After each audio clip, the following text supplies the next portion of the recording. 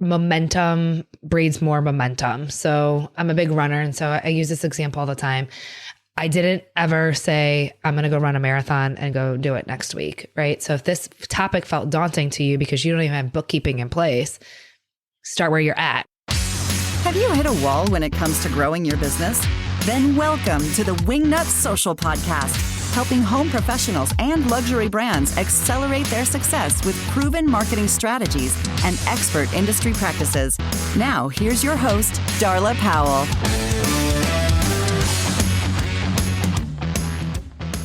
This podcast is brought to you by Wingnut Social, a digital marketing agency amplifying luxury brands across the United States and Canada. For more information, go to wingnutsocial.com. Hey there, welcome to the Wingnut Social podcast, the marketing and business podcast for the interior design industry. I'm your host, the Grand High Poobah of all things here at Wingnut, Darla Jethro Powell. Today, we are talking about money. Should you raise your rates? So the interior design industry has had an unprecedented amount of business. Since COVID rolled out, one of the few positive things, I guess we can say, from this whole pandemic and this whole nightmare of the last 2 years is that our industry seems to be doing really well. Thank God, or knock on wood. I'm knocking on my head if you could see me. An old dad joke. So today we're going to be talking to CPA Danielle Hayden, who's going to walk us all through the pros and the cons of raising your rates and how to even begin to understand what that rate should be, should you decide to go for it. So you're going to want to stay tuned for that. Also want to say, as we're recording this in January of 2022, that we're opening up our full service social media marketing for interior designers. We've had a wait list on there, but that should be ramping up open to help you guys out with your marketing for your interior design business. We just received an amazing review from one of the sweetest designers, one of our sweetest clients over at Yvonne Hardy at Hardy Interiors. She messaged us. My team was like, oh, Yvonne said she got 2 leads from Facebook and she booked a consultation from Instagram.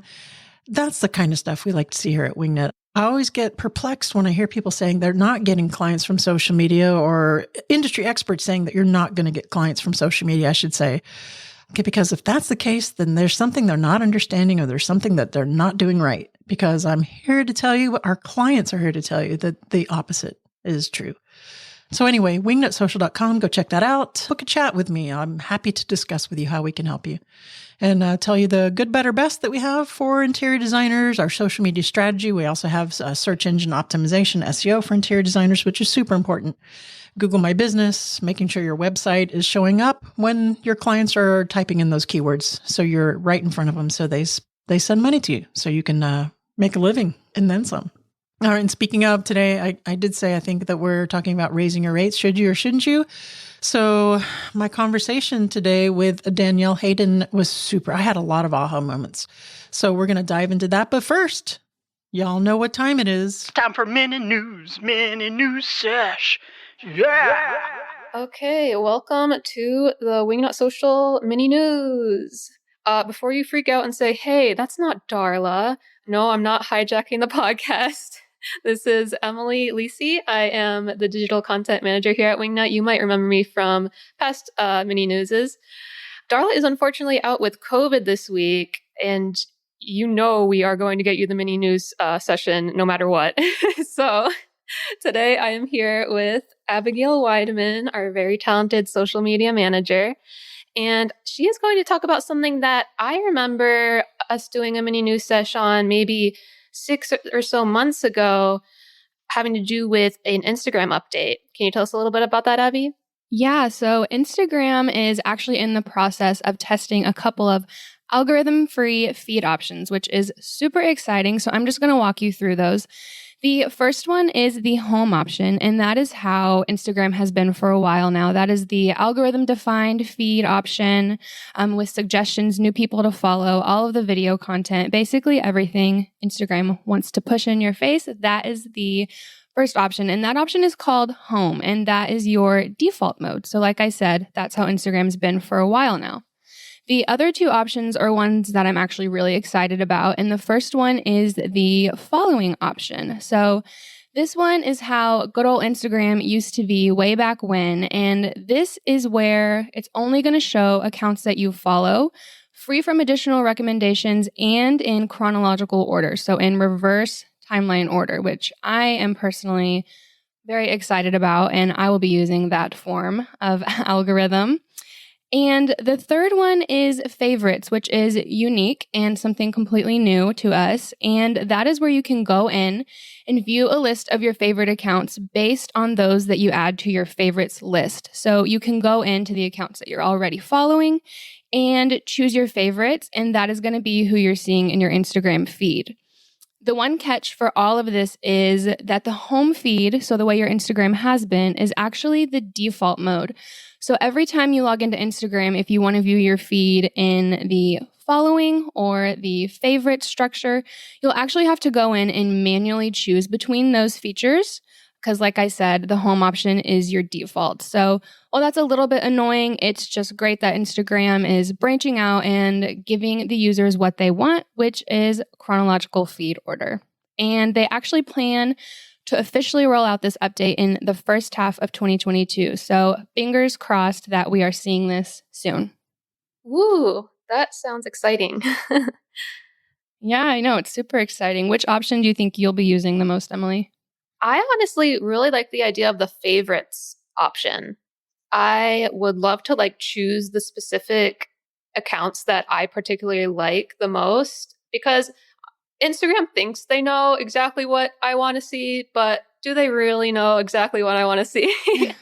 So the favorites is a really cool option, I think, that I'll probably be using. So this actually sounds kind of familiar. Doesn't Facebook already have this feature? Yeah, so Facebook tested these options back in 2020, but you probably aren't using them, nor did you know they were there. I certainly didn't know they were there because, like I said, you're not going to go in and manually select the display option every time you log in. It's just a little bit annoying. And I mean, personally for me, like I said, I didn't know this existed on Facebook. So I feel like they didn't really push it too hard. But yes, you are correct. Facebook did actually, believe it or not, test these options back in 2020. Okay, gotcha. So this might, I guess, be a way that Instagram's trying to kind of satisfy the people that really want that chronological feed back, but not necessarily have most of the people using that option. I think they're counting on a lot of people to just stick with their home algorithm option that they've been using forever, that they love so much. And they're just trying to make people happy in terms of having more control. I put that in quotes, control over what they're seeing. They want to give people that feeling that they have more control. So whether you use it or not, I think it's a benefit for everyone. All right, so that was a really cool update. I'm looking forward to that later this year. Hopefully, Darla is feeling much better next week, but if not, we will be here. We will be here with the news. So see you guys next week. Till next time. Mini news sesh. Yeah. All right, before we dive into my conversation with Danielle Hayden, let me tell you about her.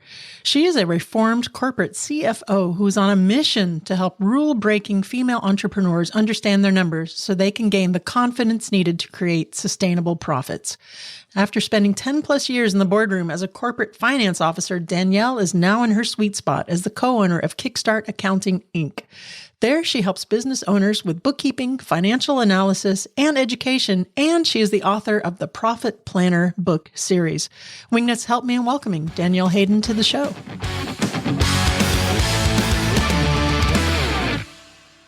Hey there, Danielle Hayden. Welcome to the show. How the hell are you? I'm doing pretty fantastic. Pretty damn fantastic, right? We're going to talk about money today, which is one of my favorite subjects going into the brand new year here in 2022.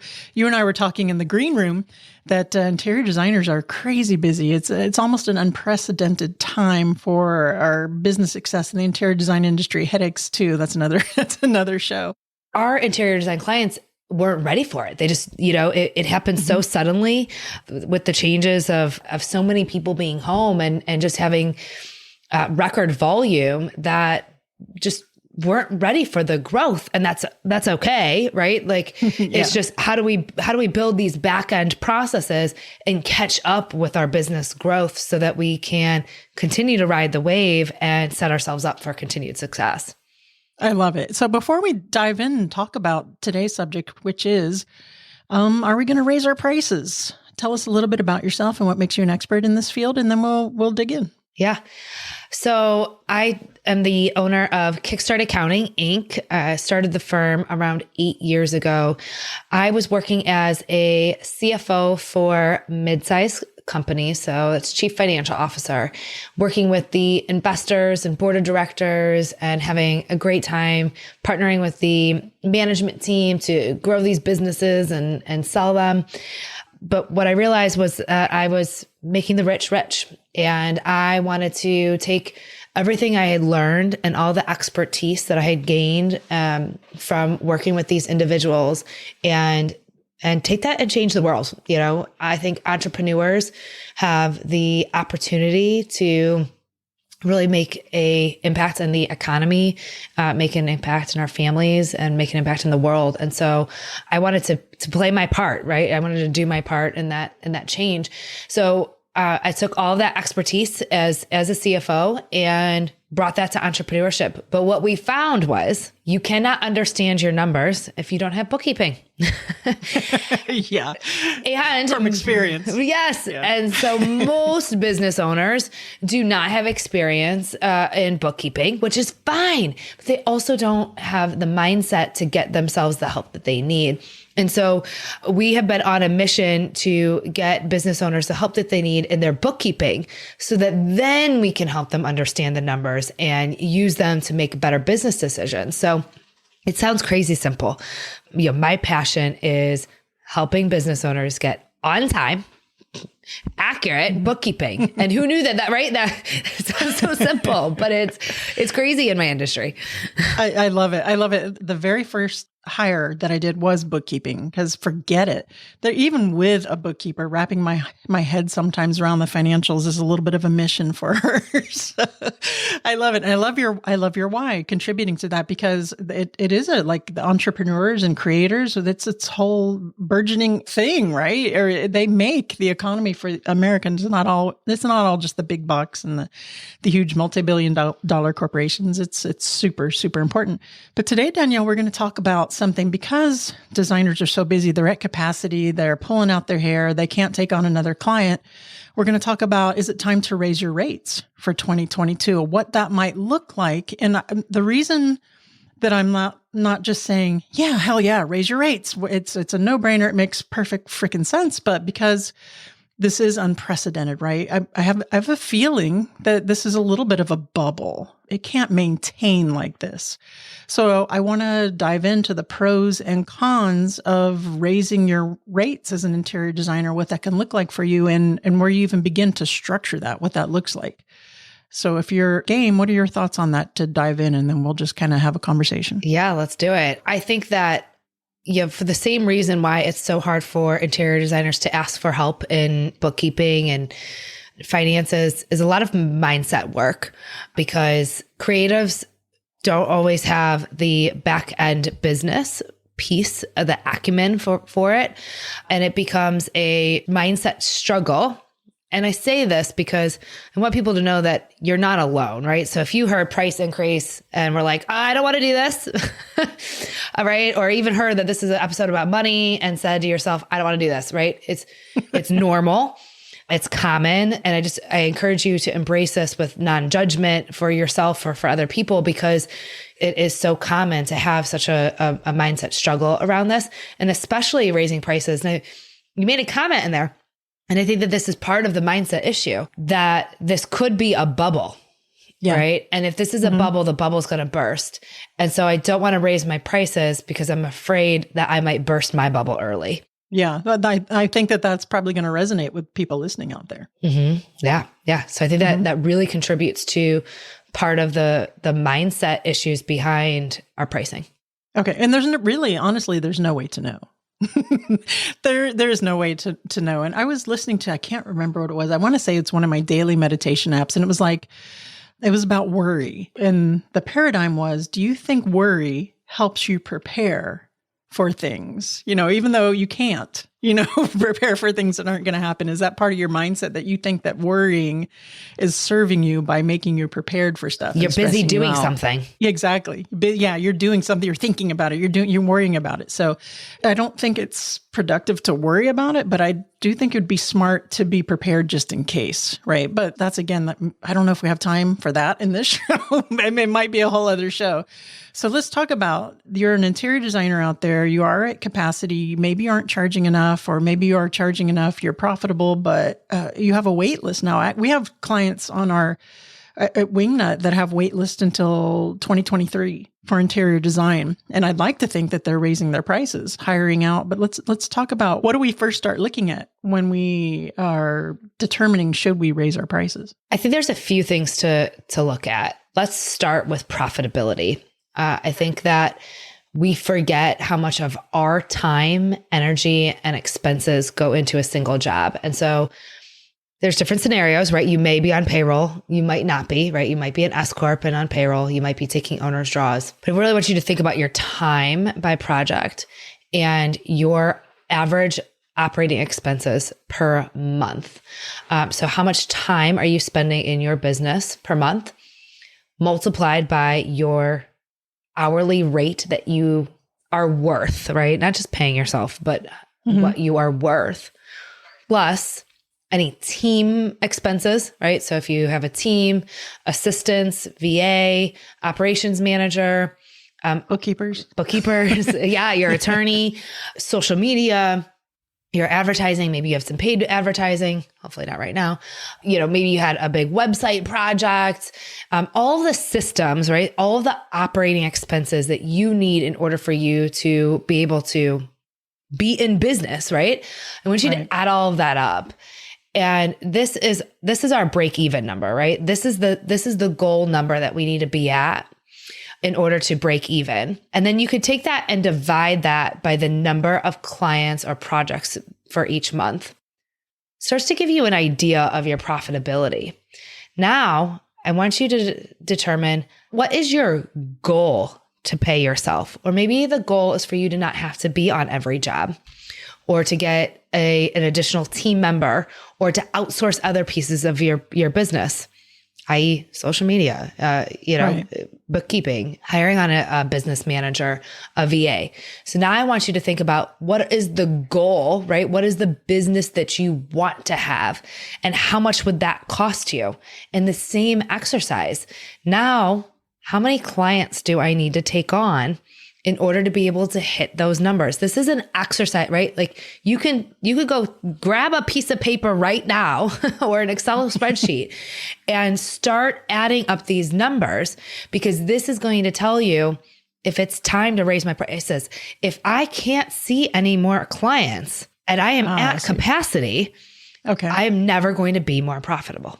You're never going to reach that goal. So you divide that up. How many clients at your current rates would it take, in an imaginary number it might be, if you want to make 250,000, 500,000, 100,000 a year, whatever your goal may be. And if it's an X amount of clients that you can't handle, it's impossible to handle, then that's going to winnow down and say, okay, I need to raise my rates for my capacity of clients in order to reach this goal. After that, it gets even more complicated, because you can say, because you get to a point to where you're talking about scaling the business too.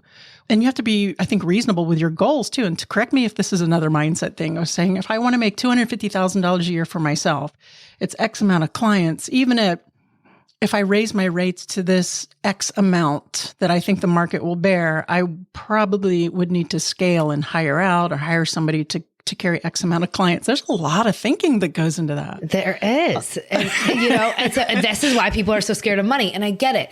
But if you can start just I want you to get some momentum. So, sure. By writing down everything that it costs you today, right? By figuring out, you could do this from your bookkeeping system. So when we do this with our clients, we go into QuickBooks and we run the profit and loss by month for the last 24 months. I want you to do 24 months because I want you to go back in history a little bit. And now you can start to average out, what am I spending on each account on average? And again, the reason I'm asking you to go so far back is you might have had a big expense 18 months ago and you didn't renew it. Well, should you have renewed it? Did you not renew it because of a mindset issue? You didn't think that you needed it. You weren't big enough for it. And now you need it.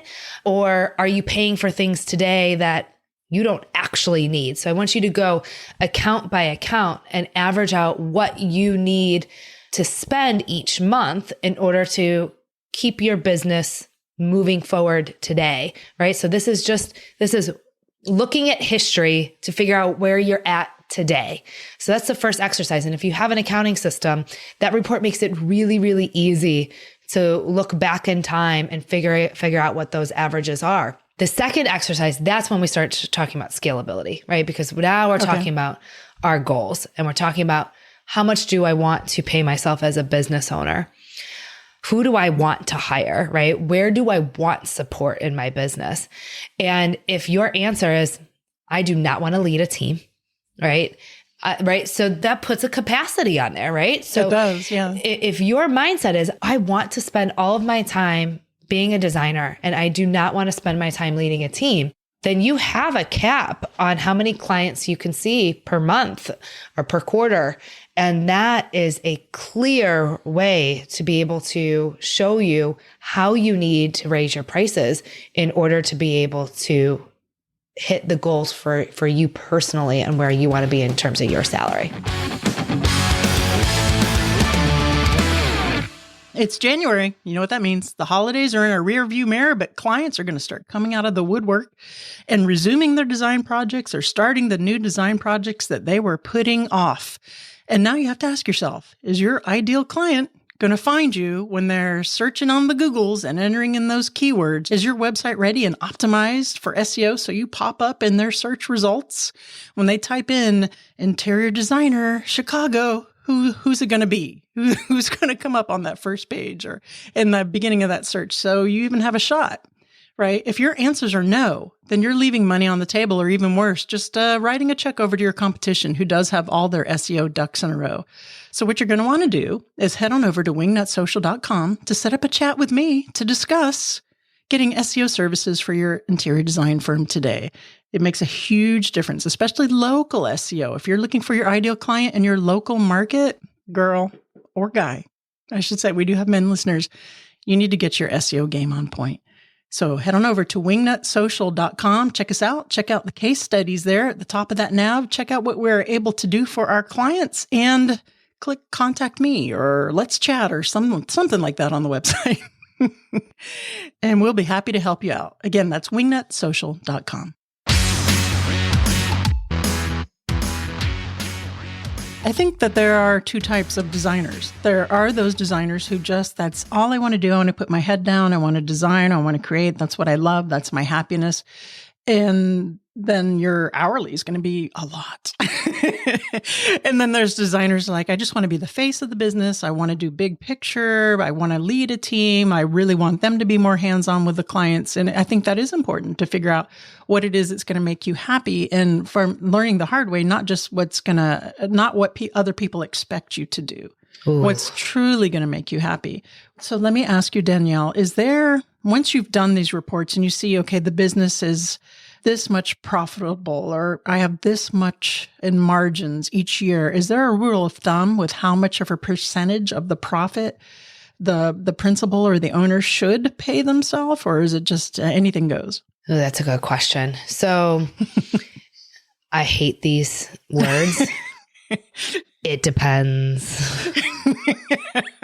Well, good. That sounds like we can dissect that. Yeah. So it depends. And quite frankly, any guru who comes on and says, you need to be at, it's like, but why, right? Why is that what I need to be at, right? Because we just talked about two scenarios just right there.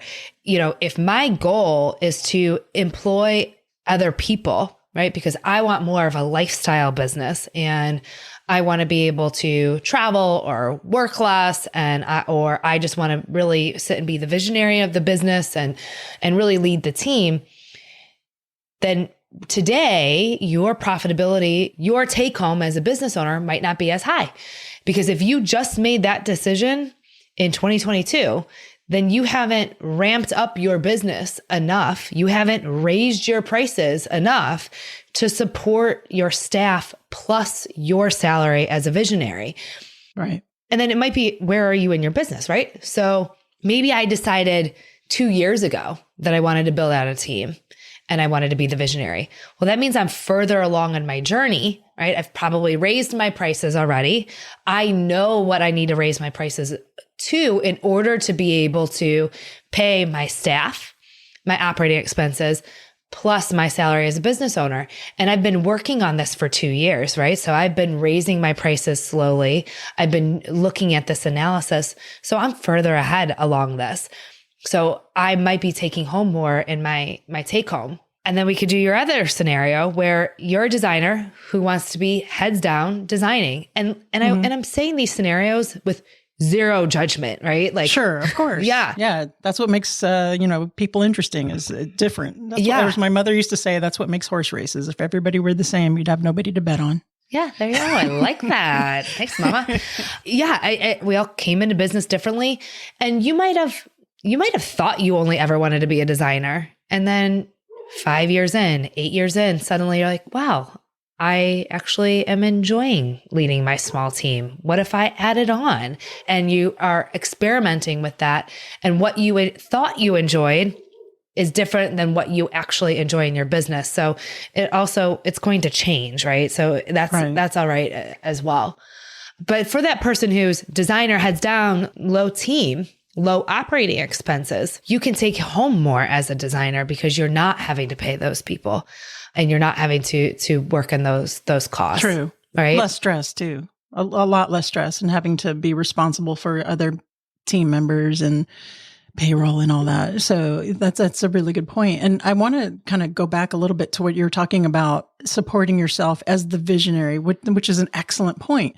Because if you're the visionary of the company, you're not necessarily doing billable client work, right? So there's a little bit of fluff there. There's a little bit of extra cushion that your team has to make up for in revenue in order to cover that salary. So that's something to think about. I mean, as a business owner and a visionary, you're doing big picture things and you're bringing clients to you, but technically on the books, billable client work, that's not it. So it's a little bit more creative, right? Yeah, it is. You're really stepping into the role of CEO, right? So you're not boots on the ground. You're not generating revenue. You are not creating, billable time.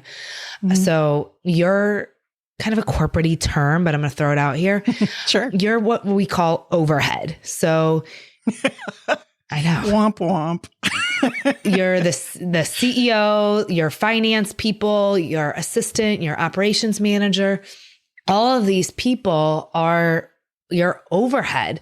They are the admin staff that makes the business go round, right? Like they make it happen, right? They make the world go round here. They make the magic happen. Yeah, but they're not creating billable time for clients. And so for some of our clients, we'll create what we call an overhead rate. So we'll add up all of our overhead staff and say, this is our overhead rate that we need to charge each hour in order to cover you as the visionary. That's a cool idea. I hadn't heard of that. That's the first time I ever hear of that. That's actually a really good idea. Yeah.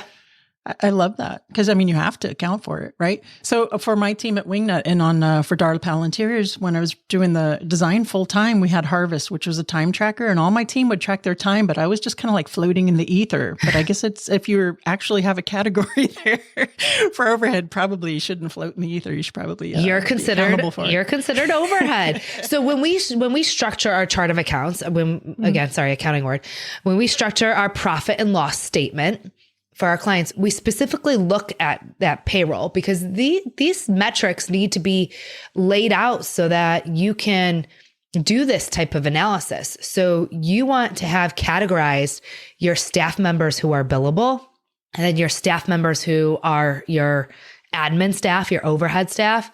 And then you also want your officer, CEO, visionary staff separate, or your salary separate. That way you can do this type of exercise. So if you are doing your own bookkeeping or you're working with a bookkeeper, make sure that these amounts are being categorized appropriately so that you can do this type of exercise. And then it makes this exercise super easy, right? Because if you already have the bookkeeping complete and in the right way, you could say, all right, who is overhead, right? So where are my accounts that are overhead? And let me divide that by the amount of billable hours that we have per month. This now becomes the add-on amount that you can add on to each hour or each client as you're thinking about your billing. I love it. I'm learning to look at this in a whole new way when it comes to pricing and billing. I love that. Thank you so much for that. Okay, so let's go back a little bit to the mindset quotient of this. So there is a designer out there who's listening who is afraid to raise their rates, even that they've done the exercise, they know they're at capacity, because they're afraid they're going to push away clients. What would you tell that designer? It's okay. Right? It's okay. It's okay. It's going to be okay. And I think that this is something that, one, it's okay to have the mindset issue about it, right? So I think that we judge ourselves like, oh my God, like you could be listening to this thinking, oh my God, everyone else is going to raise their rates but me, and I can't figure out how to do this. You're not the only one. Everyone's not going to raise their rates. And so no judgment, right? So I want to lead this with no judgment, no bias to yourself. And I want you to start to think about, what are my goals? So if I can serve less clients at a higher price tag, be happier doing it, right? Because my hair is not on fire and I have the energy to maybe, go work out or yoga class live a life, maybe have a dinner with my kids, then is that worth serving less clients? And maybe if you raise your rates tomorrow, you might lose a client tomorrow, but long-term, your brand changes. Long-term, your mindset changes. Yes. Long-term, you attract the people to you that you want to serve. Somebody said to me recently, how do you deal with competition? And I said, there's no such thing as competition. Love it. Right? There's not. There's people who want to do business with me. And there's people who want to do business with her, or the people who want to do business with him. And that's okay. Right? Because I want to work with the people who want to work with me, because we're going to enjoy working together, and we are going to have the same vision, mission, brand, right? We're going to match each other on the same level, where that client who's paying more for your service is going to value you. They're going to value your brand. They're going to value the system that you've built and enjoy that working relationship. That's true. And I think it seems counterintuitive, but if you're out there and you're listening and you're afraid to raise your prices, one of the best things I ever did with Darla Powell Interiors was I almost doubled my rates after I was a beginner, had a little bit of experience behind me. And when I did that, I got tons more work because I think there's a point to where clients will look at you, and if you are priced too inexpensive or too budget, what's the word I'm looking budget for? Friendly, value budget pricing. Mm-hmm. And that's not the kind of client you want. They're going to be like, well, what's wrong with this designer? Why is this other designer, why are their rates twice as much? They won't see the value in what it is that you have to provide. And I think it's a human thing. We all do it. We never buy the cheapest thing, right? Or you shouldn't. We always want the value or the higher priced item, because you're going to wonder what's wrong with the lower priced item. And when I did that, when I raised my rates at the design firm, I got exactly what you're saying. I got the better clients. I didn't have to work as hard. We got the better projects. It's the damnedest thing. Yeah, your value increases. And I think because it changes your mindset, your brand changes, right? Who you work with changes. They tell their friends, their circle, right? Their circle changes, but it doesn't have to be something, what you did was very bold, right? So doubling your prices. Yeah. It doesn't have to be that, right? Well, that tells you how much I wasn't charging. Okay. I started off very timid. All right.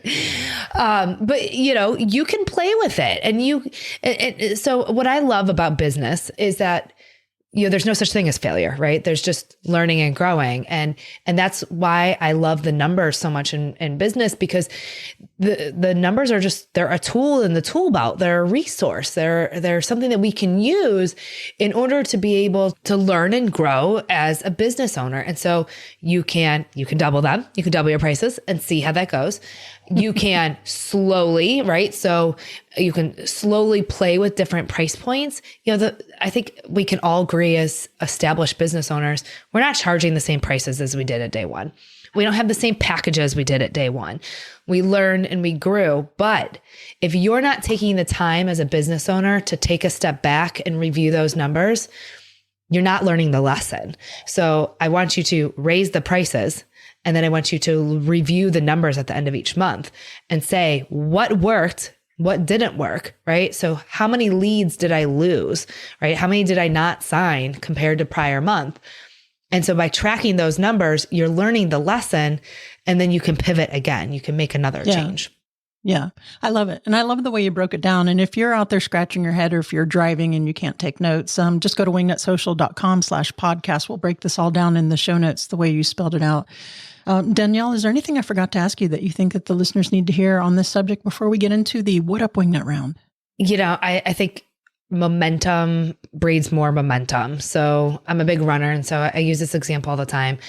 I didn't ever say, I'm going to go run a marathon and go do it next week, right? So if this topic felt daunting to you because you don't even have bookkeeping in place, start where you're at, right? Today, This episode was your sign that you need to get up off the couch and go for a walk, right? So this is your sign that you need to, get up and get an accounting system, or you need to book the call with your bookkeeper. You need to book the call with, you need to make movement forward. And I promise you that once you make one movement forward, that momentum's going to build on itself. And this is going to feel less daunting every time you face your numbers. I love it. I was out on a run not too long ago. I have the Peloton app, and I was feeling pretty defeated because this year with the divorce and everything, I've gained like 30 pounds. The Peloton instructor was saying, keep going. Don't worry about it. Beyonce didn't happen overnight. She wasn't made in a day. Yeah. Right? It's a good reminder. So just get that momentum. Awesome. Thank you, Danielle. Now I have to ask you, are you ready for the What Up Wingnut round? Yes. Now it's time for What Up Wingnut. What would the hashtag on your tombstone be? Mind over matter. Perfect. You're stuck on a deserted island, but you can have your one favorite food. What's it going to be? Bananas. It's very logical, though. Very healthy. Like, it's a superfood, and I like it, so I'm not going to get sick of it. Oh, okay. It's a logical decision. Now, what if the island already had banana trees? What would your second? Oh, shoot. I like curveballs. Oh, no. I mean, will the island have banana trees? I mean, the odds are good, right? Yeah. I mean, I guess avocado, right? It's like another superfood. You know what? Probably will not have avocado. Awesome. Last but not least, please recommend a book that has had an impact on you either personally or professionally. Built to Sell transformed my business. Built to Sell. I don't think I have this one. By John Warrillow. Yes. Is that right? Okay. Built to Sell by John Warrillow. I'm going to add it to my queue here. I love audiobooks. I can't get enough of them. They also have a nice podcast. Oh, even better. I'm obsessed with audio. I consume it in every shape and size. Danielle, please tell the listeners where they can go to find out more about you and your awesome sauce services, and then we will bid you adieu. Yeah. You can listen to our podcast, Entrepreneur Money Stories, if you love the audio version. Kickstart Accounting on Instagram, posting all kinds of good reels of the team right now. And then kickstartaccountinginc.com. You can book a call and talk about your specific situation or anything that resonated with you on this podcast today. All right. Sounds good. Thank you for joining us again. Thank you. All right. So if your head is swimming, because numbers and money aren't necessarily the most fun thing to talk about, but I do hope that you're encouraged with at least having the tools, the mindset, the process of thinking that it takes to go through and look at your books to see, depending on which type of CEO you are, what you need to be charging clients in order to pay yourself the amount of money that you had in your goal money in the beginning, in order to support your lifestyle, in order for you to be happy. And it's not, in my experience, it's not all about the money. There's also how much do you want to work? How much Do you want time off with your kids, or you want to be able to travel? You don't want to be working 80 hours a week either for, $1 million. I mean, well, maybe for $1 million. Let me rephrase that. You know what I mean. So if your head is swimming, don't worry. Go over to wingnutsocial.com/podcast or look up episode number 248 with Danielle Hayden there in the little search feature. And you'll see the breakdown of how she explained to go through your books and to do the little calculations there to see what you would need to be charging clients at your capacity in order to reach those lifestyle goals, those financial goals. Now, within reason, right? You don't want to go out and suddenly, go from $100 to $1,000 an hour. Within reason, right? You want to charge according to your skill level, your experience, your capacity, your reviews. Are all your systems and processes in place? Are all your clients happy? Can you support? You don't want to blow up. Can you support justifying a higher salary? I do think that there is a lot of that comes into play as well. But if you're at capacity and you have clients knocking on the door and you have a wait list, you're obviously doing something right. It is absolutely time to raise your prices. I did an episode last year with Michelle Williams, who's my business coach for almost a year. And when I went to Michelle and I said, Michelle, I'm at capacity. I don't have the team in place to take on any more clients for sales calls. She's like, raise your rates. And my first initial reaction was like, I had a little bit of angina, but the truth is that it's helpful. It definitely going through this exercise will help you to realize where it's going to shake out on the tree in order to make everything work for you, so you can have a happy, healthy, profitable business and life. So I hope that you found that very helpful. If you need help with your social media marketing or your digital marketing or your SEO or any of that jazz, wingnutsocial.com. We're happy to help you out. Remember, get out there, get uncomfortable, and be great. And we'll see you next week. You've reached the end of this episode of Wingnut Social, but that's only the first step into accelerating your business the Wingnut way. Head on over to wingnutsocial.com to see how we can help you take your business from social mediocre to social media master.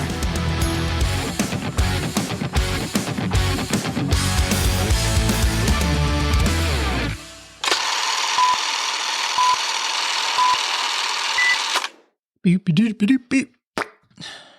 I had almond joys, and they're delicious, but evidently schmutzy. So you can have healthy. What do we first? Bloopers.